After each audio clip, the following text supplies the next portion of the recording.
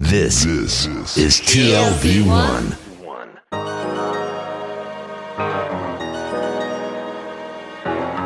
The Tel Aviv Review. Hello and welcome to the Tel Aviv Review. I'm your host, Gilad Halpern. And I'm Yael Berda. Every week we bring you conversations with authors about the books and research and other things that we like. And if you like us, please consider becoming a Patreon supporter by going to our homepage. That's tlv1.fm/Tel Aviv Review. Scroll down to the bottom and click the big red button that says Patreon. Click and support us. Some of you have been doing this for months and years, and we cannot thank you enough. Our guest today is a professor of history and American studies at Tel Aviv University. Her second book, War on Record, The Archive and the Afterlife of the Civil War, has just been published by Yale University Press. The book is a historian's history, looking at Washington's Civil War archive rather than through it. Professor Yael Sternhell, hello and welcome. Welcome back. Thank you for having me here. This is, I found it to be an incredible book because it's about the Civil War that was this foundational moment in American history. But you choose to talk about it in a very particular way. And so you write about the institutions that formed the archive, turning it into a core practice of making of national identity and also the battle for truth. What led you to do that? So this book originated in an entirely different question, which probably doesn't merit retelling. But I walked into the National Archives in the summer of 2011, looking for one thing, and then had a chance conversation with an archivist who said to me, "You should probably look at other records in that collection." And so I did. And the reason that I knew which collection to look at was because I was reading some really old articles by a National Archivist staffer by the name of Dallas D. Irvine, who figures pretty prominently in the book and whom I've become mildly obsessed with, who was one of the first professional employees of the National Archives and who was a specialist in Civil War records. He was actually the one going over them and seeing what there is and what there isn't. And trying to make sense of the government's massive collection of Civil War records. And so he was the first to actually talk publicly in a scholarly fashion about the fact that the federal government in the aftermath of the Civil War became the custodian of millions of records and the ways in which it managed those records. And I followed his footnotes and discovered this amazing and largely unseen collection of records which documented how the federal government dealt with the massive reams of paper it was stuck with at the end of the Civil War. So basically, my book studies or is based on the archive of the archive. And my protagonists are archivists and archival users, whether they are Civil War veterans begging to come in and do research in the 1870s or modern historians who are making use of the records that the federal government organized and then published so they could do their research and writing. So basically, it's a story of how we have come to know what we know about the Civil War. And it's a story of an archive as an actor in history, which is, in U.S. history, it's a fairly new concept. But in other humanities fields, the idea that the archive is not this clear window through which you look at history, but is an institution. And everything that goes on in that institution, whether it's personalities or policies or politics or budgetary constraints, has a direct effect on the historical documents available to researchers and then to the stories that researchers craft out of these documents. Is that something that you find yourself comfortable in as a historian, or is it something that you had to adapt yourself to? Well, it's it's depressing and terrifying when you realize that archives, which historians are obsessed with, they are what makes us historians. We often think of ourselves as distinct from other fields of the humanities in one way and from journalists in another way through the archive. We work archivally. We work with the raw material of history. And that's a very comforting illusion, and it's hard to part company with that illusion. It's hard to say goodbye to the idea that whatever is in the archive is actually the raw material of history, and to start thinking that whatever is in the archive is the result of historical processes and all sorts of meddling and molding and use whatever verb you need here, but there was action that produced this collection that I'm now looking at, and that necessarily leads to this kind of, existential self-doubt. I mean, can I really craft a story out of these documents if these documents are not the raw material of history, but some collection that I find before me for all sorts of reasons, and it's not complete, it's selective, it's the result of, one archivist's whims and another archivist's negligence, but this is what I'm stuck with. This is all I have. And so I think, ask any historian and they'll say, yeah, of course I know this, and this is something that I'm in some way abstractly aware of, but there are very few studies of archives as institutions, especially in U.S. history. And I think I've spent a lot of time thinking about why U.S. historians have not been as skeptical of their archives as other scholars in other historical fields have. And I think it partly has to do with this sense that we get when we walk into an American archive that everything is really open and accessible, right? I always compare Americanists to people who, let's say, do research on Soviet history. And, I've never done that kind of research, but, I've heard stories that you go in and you have to bribe the guard and bribe the archivist and bribe, the coat check.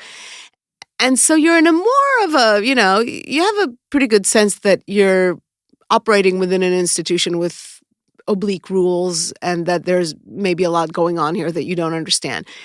And American archives are so convenient and so user-friendly and so open that it's hard to kind of sit back for a moment when you're in the reading room and say, okay, who was the archivist who put together this collection?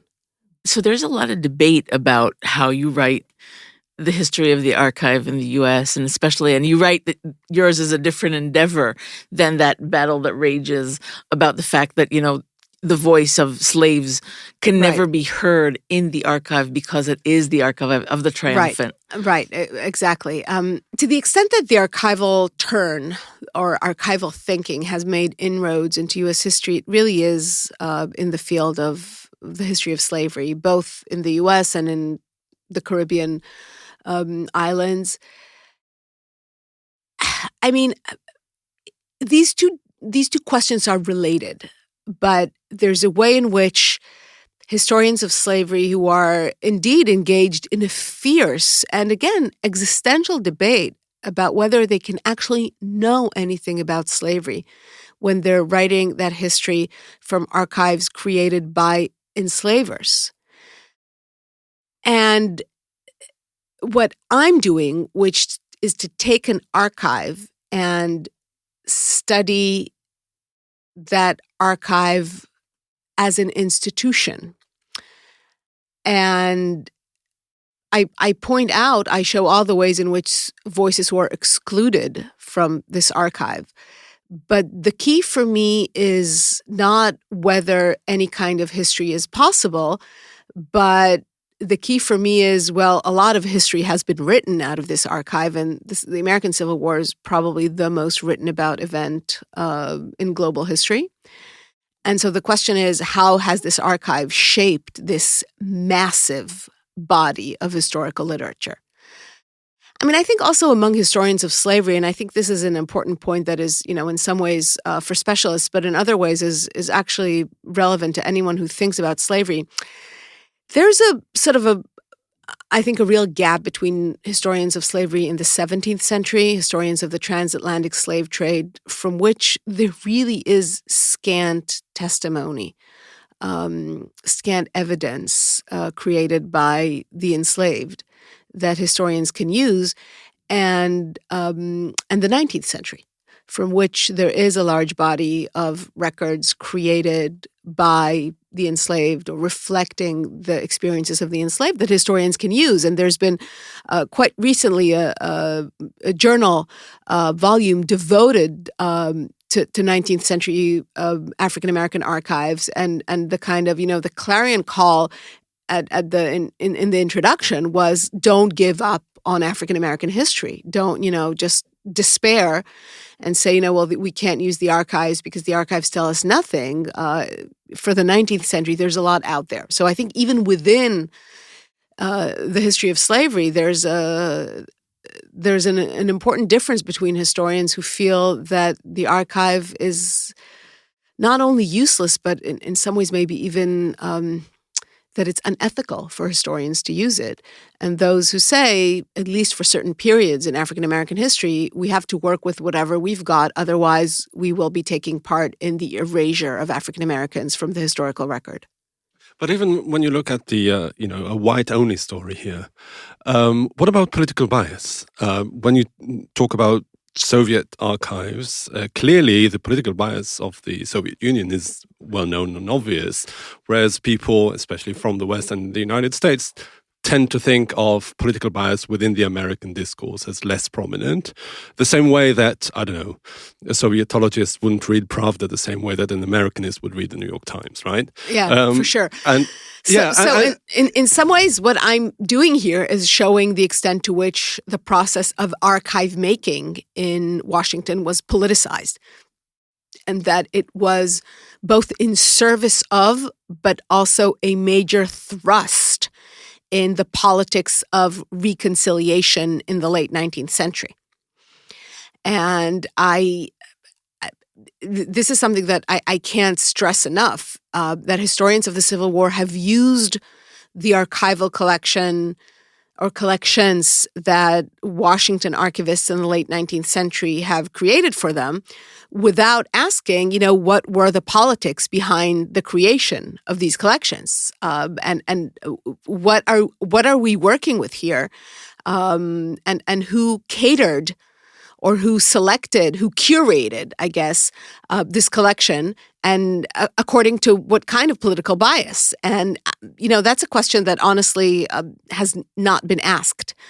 And the work that I've done is to go through the archive of the archive and find these archivists and read every single piece of paper that they've produced and basically discover who they were and what kind of ideology they were pursuing as archivists, both their historical approach, but also, yes, absolutely, their political approach, their sense that Civil War history should serve as a bridge between North and South, should serve as a vehicle for the pursuit of sectional peace, with all the attendant consequences and prices paid for by other Americans, namely African Americans, for the process of sectional reconciliation in the aftermath of the Civil War. So in some ways, for my field, I think that's sort of the most prominent way in which this book is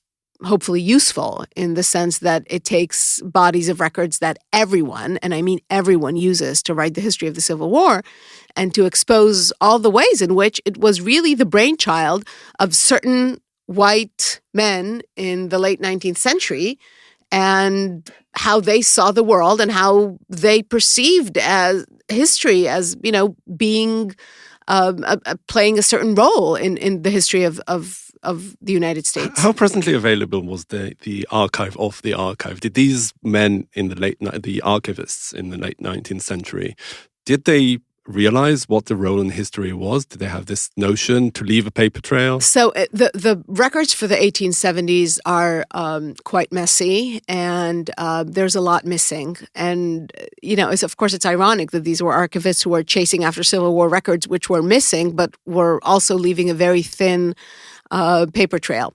And then as time went by and as these agencies managing Civil War records, as they became more institutionalized, they kept better records. But that's something that I tried to do in the book, is not to, look at an archive and say, well, I'm very skeptical about archives and I'm trying to teach my colleagues to think about archives skeptically, but I will use the archive of the archive unskeptically. So it's a tough balancing act. To study an archive, because you're hyper aware of all the deficiencies, and not just deficiencies, just the way the archive is organized in a certain way that leads you to think in a certain way. Do the work on the one hand and yet maintain a critical distance on the other. So, I've tried. Whether I've succeeded, that's a different question.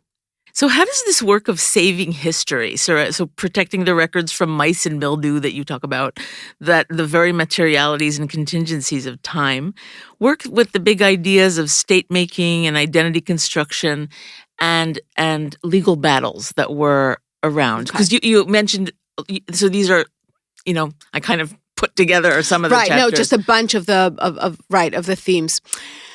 So, national archives are a fad in the 19th century when these new nation states are defining themselves and trying to argue for their place in the world. Some based on, very little national cohesion pre-existing any particular process that led to a nation state. And so you see national archives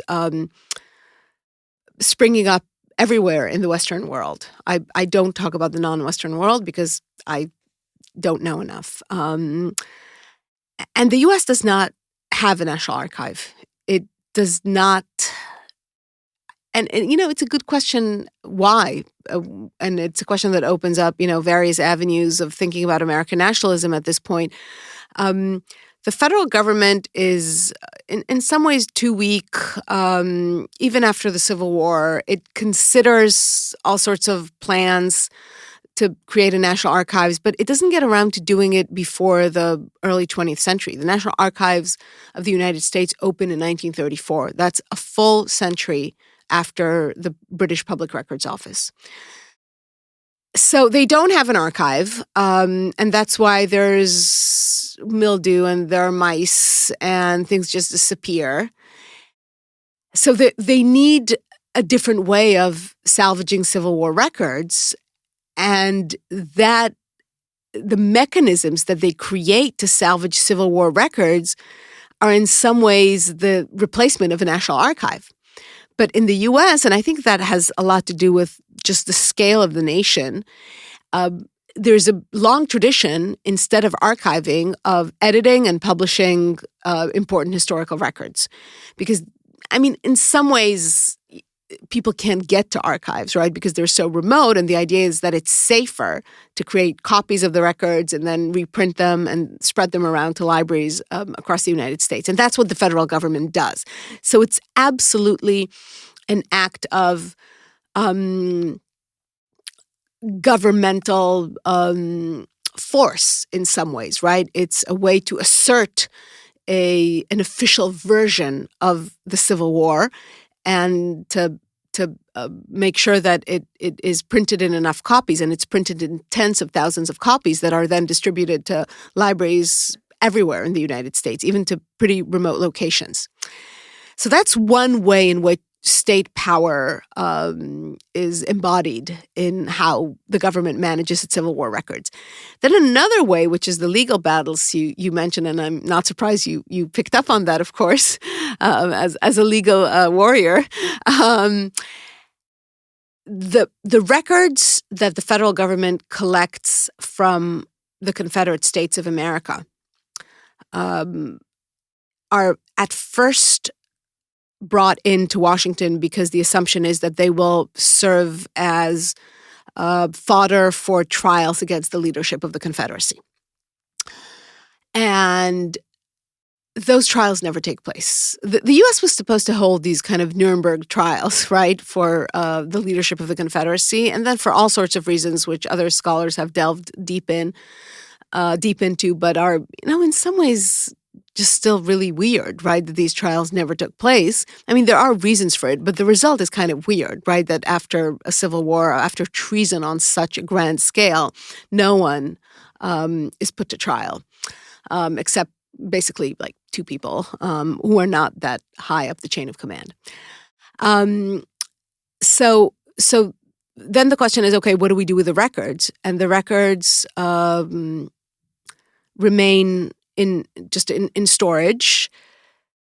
But then they somehow start serving the U.S. government in a whole different area of legal life, which is when the federal government needs to defend itself from thousands upon thousands of claims that Southerners file asking for compensation from the United States government for property they lost in the war. So let's say I'm in Louisiana and I lost 2 mules and 30 bales of cotton, and I proclaim myself to have remained loyal to the United States through and through all along the war. And I'm like, well, why did you take this property from me? Please, pay restitution.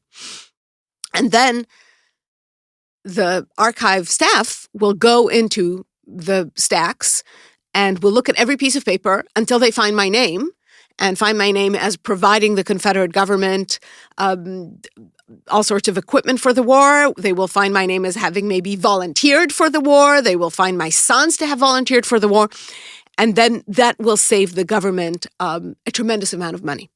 And we're talking about claims, some of which were in the millions of dollars in 1870s prices and 1870s dollars.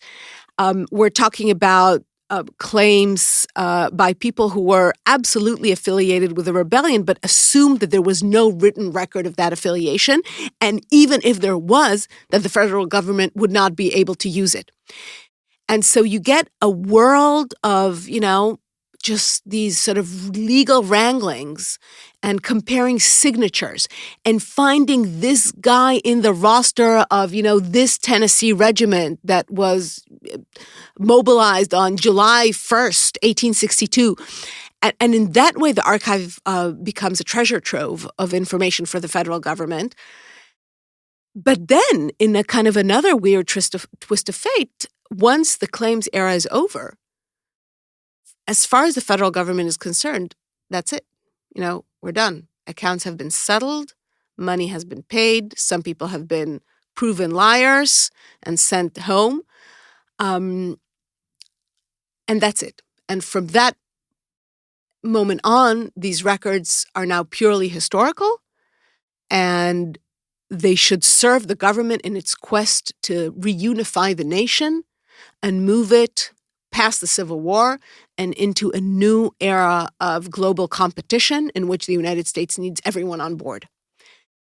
And in some ways, there's, this is why it's afterlife is probably not the best term to for the archive. It's afterlives, because the archive keeps being reborn and repurposed over the course of 50 years.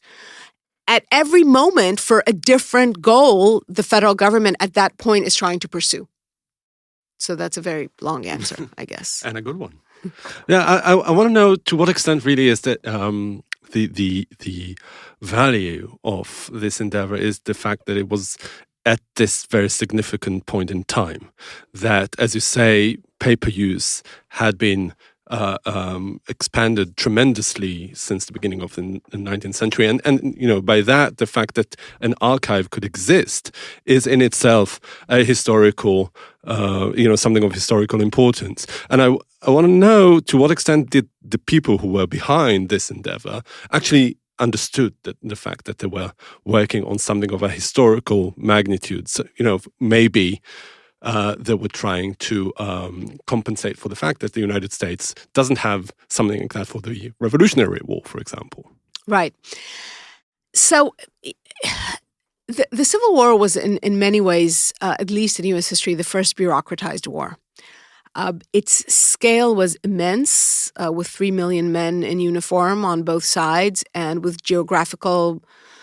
with military operations spread across an entire continent. I mean, there were battles in New Mexico. There was action in California, and all of this takes place on paper.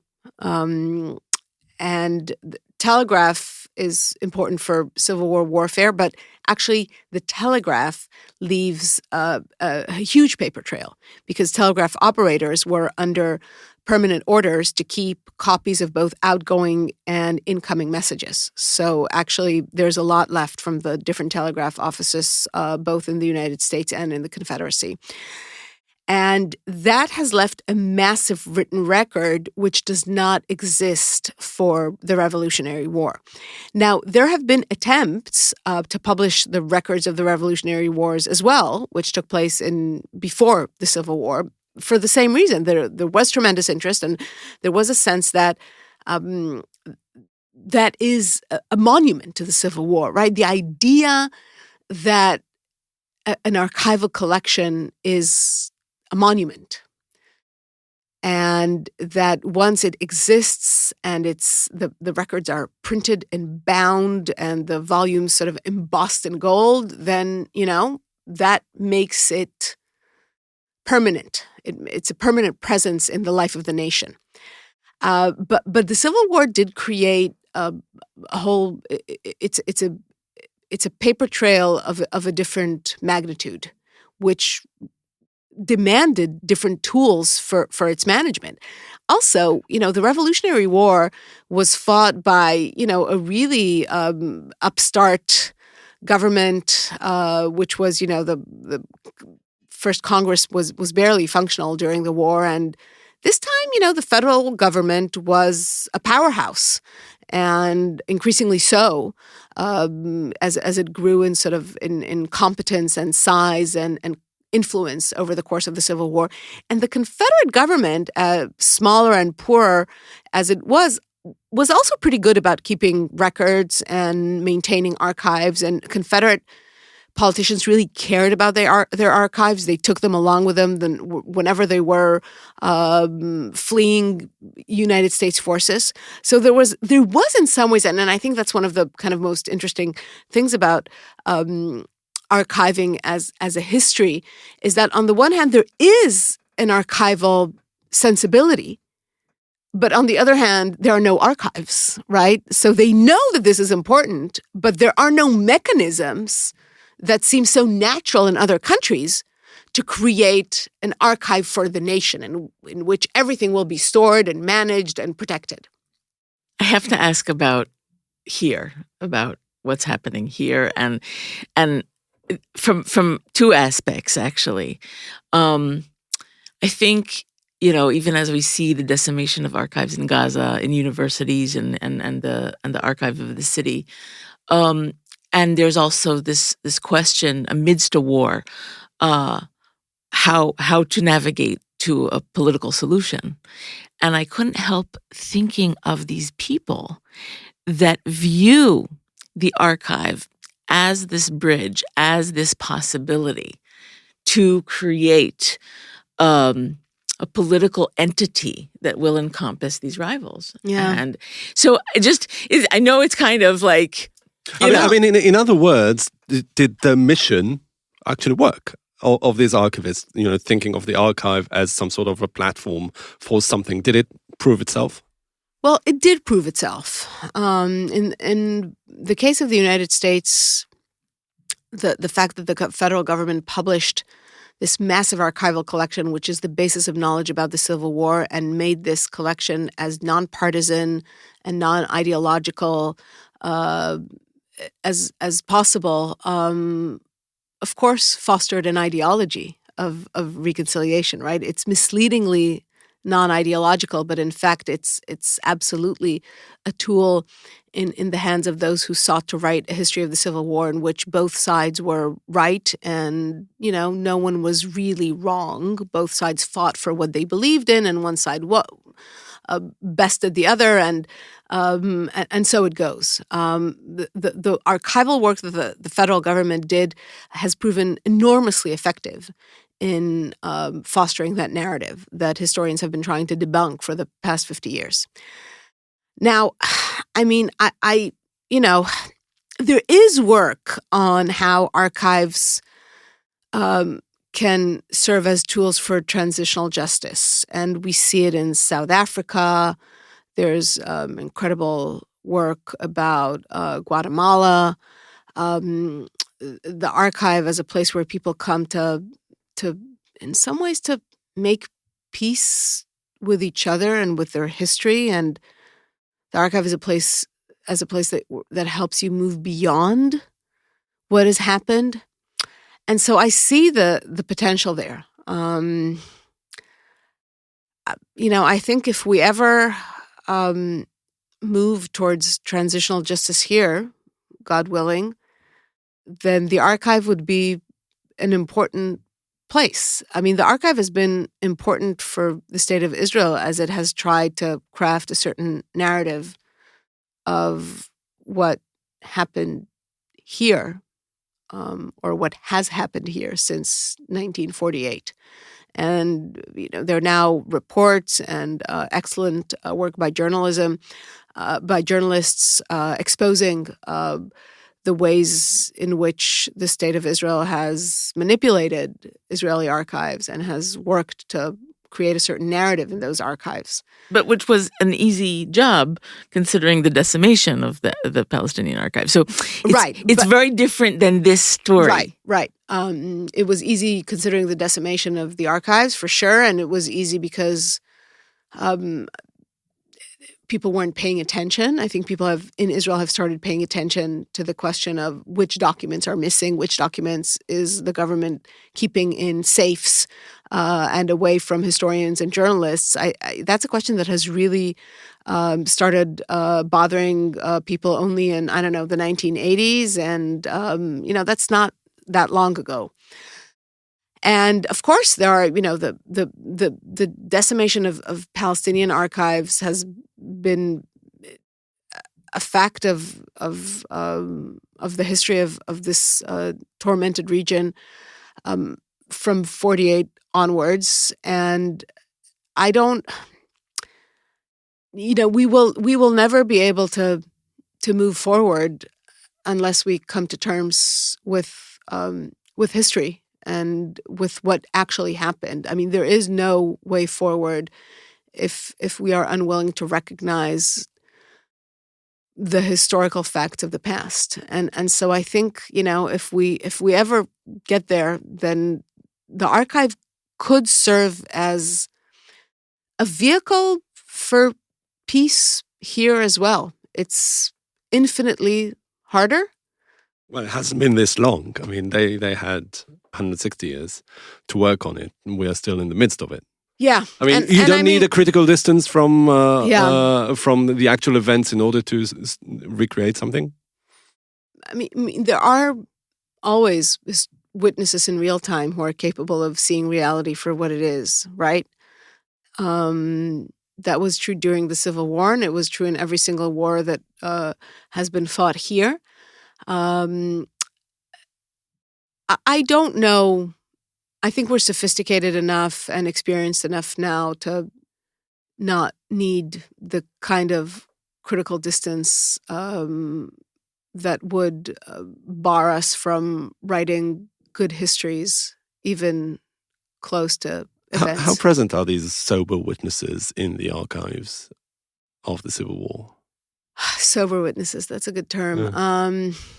I mean, what I'm trying to get at is, I mean, when you're trying to debunk this official narrative, what you're looking for is slightly devious characters, testimonies. I mean, and of course, they're not just there. You have to construct something this is why you're getting the big bucks, of course.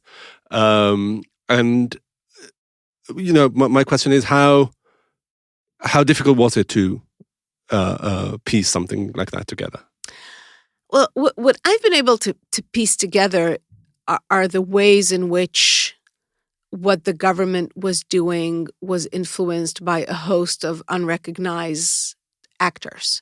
So I've been able to show that veterans were having an amazing influence on how their own stories would be represented in the official history, on the ways in which politicians put pressure, on the ways in which just starving the bureaus doing this work by Congress has had an impact.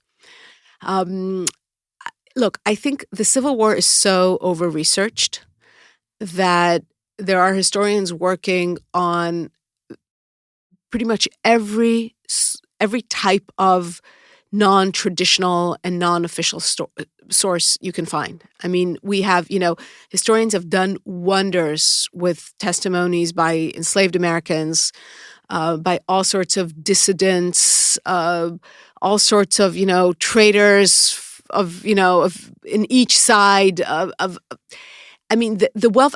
Americans in the 19th century wrote profusely, letters, diaries, reports. There were 2,300 newspapers in the United States at the outset of the Civil War. So there's just an almost unlimited body of records that allows historians to tell a pretty complete story. What I've gone after is the official sources, the sources coming out of the government's federal archive of Civil War records, and showing the extent to which these too should not be taken for granted. I mean, there's a tendency when we, for example, read interviews with Americans who were enslaved during the Civil War, so they're being interviewed in the 1930s, and then you have to say, when you're using these sources, you have to add a footnote expressing all your doubts and misgivings and all the critical work that has been done on these interviews and all the ways in which, these are such problematic sources, but you're sort of apologetic and you're using them anyway. But when we use official records, we're like, this is just history. And so what I'm trying to do is to add that footnote saying, well, there are a lot of problems with this collection. And it's you can't take it for granted. Professor Yael Sternhell, thank you very much for joining us. Thank you very much. And many thanks to Itai Shelem, the manager of TLV1 Studios. And now we've got a request, because most of you listen to us on the Apple Podcasts app, and would like to ask you to please consider writing us a review. Good, bad, ugly, up to you. You too can support us by going to our website and subscribing onto our Patreon campaign. Check out our archive. It has probably close to 1,000 interviews by now. Like us on Facebook, follow me and Yael on Twitter, and most important, join us again next week for another edition of the Tel Aviv Review. And until then, from us here in Tel Aviv, goodbye. Goodbye.